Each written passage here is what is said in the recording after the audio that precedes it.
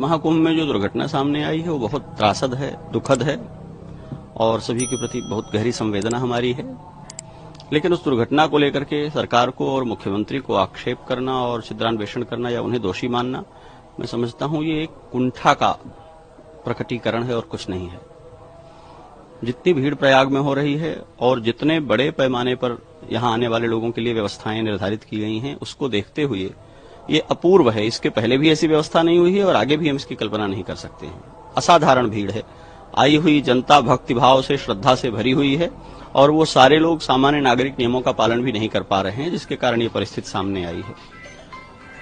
मुख्यमंत्री से इस्तीफा मांगना गहरी कुंठा है और कुछ नहीं है और बहुत हम लोगों के लिए लज्जास्पद है। एक महत्वपूर्ण पीठ के व्यक्ति को, एक बड़ी पहचान के व्यक्ति को इस तरह की ओछी बात नहीं करनी चाहिए।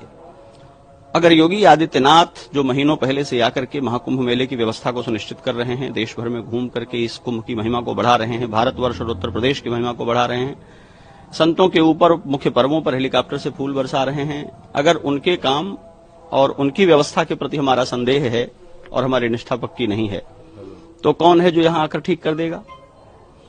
यदि योगी आदित्यनाथ अच्छे मुख्यमंत्री नहीं है महाकुंभ की व्यवस्था को लेकर के, तो नाम बताना चाहिए कौन है।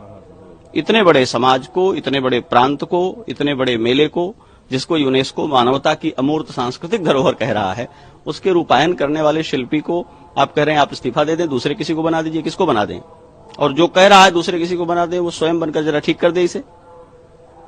अपना मठ चलाने में, अपना शिविर चलाने में, अपनी व्यवस्थाएं चलाने में लोगों को लाले पड़ जा रहे हैं व्यवस्थाओं के।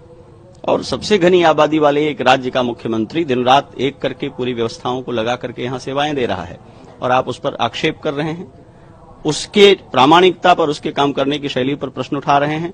आप समाज में अराजकता फैला रहे हैं और लोगों को बरगला रहे हैं। हमें अपने दिन भूलने नहीं चाहिए। सड़कों पर घसीट करके जब लाठियों से पीटा गया था, उस मुख्यमंत्री से इस्तीफा लिया था क्या? पालघर के निहत्थे साधुओं को दौड़ा करके मार डाला गया था, उस मुख्यमंत्री से इस्तीफा लिया था क्या? अयोध्या में निहत्थे राम भक्तों को दौड़ा दौड़ा करके गोली से भून दिया गया था, उस समय इस्तीफा लिया था क्या?